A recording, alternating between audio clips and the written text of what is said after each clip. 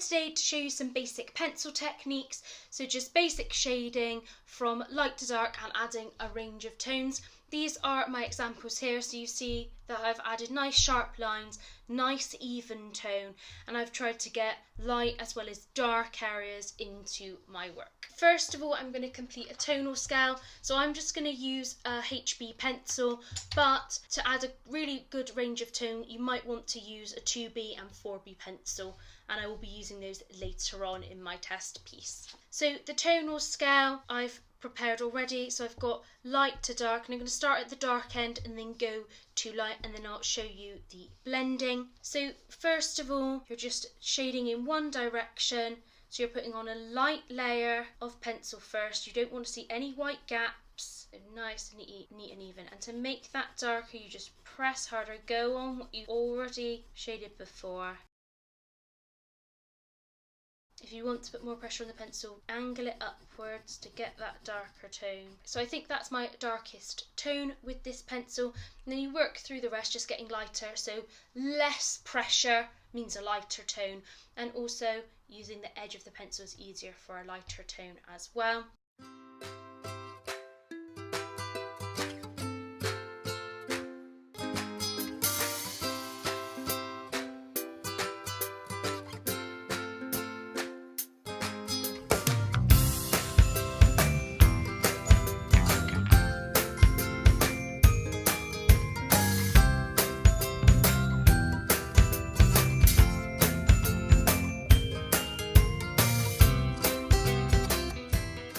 So that's my tonal scale complete.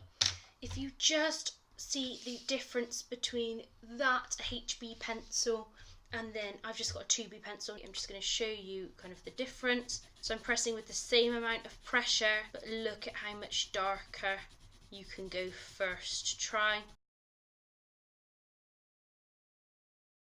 And then the same again with the 4B pencil, so same amount of pressure, and just look at how dark you can go. Okay, so if you're looking to do a really lovely tonal drawing, or you're looking to get a range of tones, it is really important to have the right kind of pencils to help you achieve that. The darker pencils just have more graphite in them, and therefore they're softer, so more goes onto the page. So you just see the kind of difference with that. I'm going to show you the blending with the 2B pencil. So with blending, you're looking to build up layers on the darker end and then get lighter. So I'm going to use the side of the pencil more, just add an even layer. So I'm pressing, just even pressure, and I'll go back over that to create that darkest tone. And then gradually just shading down nice and neatly, just putting an even amount of lighter pressure onto the pencil to almost nothing. And what I can do is go back over those previous areas. So when you think about shading, don't think about just adding one layer of pencil and pressing really hard. Build up the layers, because that's going to help you get a greater range of tones in your work. So I'm just working back and forth to create that blending. So I'm now going to add tone to this Jammy Dodger logo. I'm going to start with the outside. I'm going to add a darker tone there. So I'm first we're going to use the 4B pencil, and I'm just going to go around the edge to just make sure it's really nice and neat. And then just going to shade lightly across the area.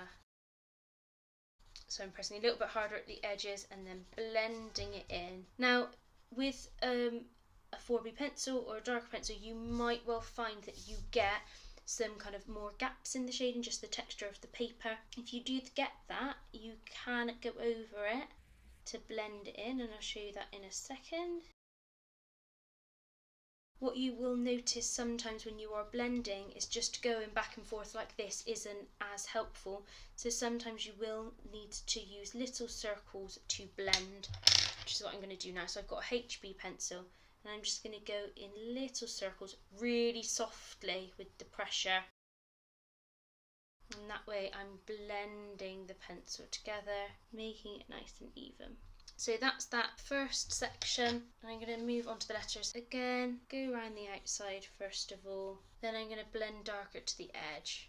So I'm just going to start pressing a little bit harder, building up the layers and then coming lighter towards the middle and then putting a little bit of extra pressure towards the end of the letter.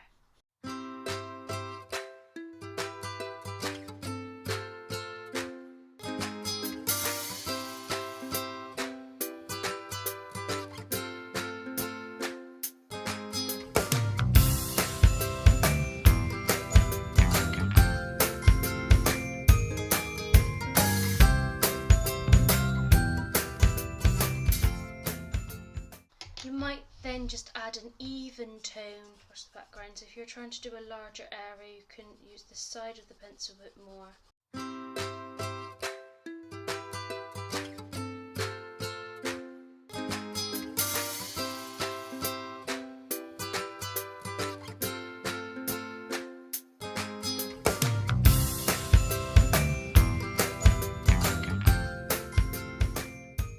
And that is how you add basic pencil techniques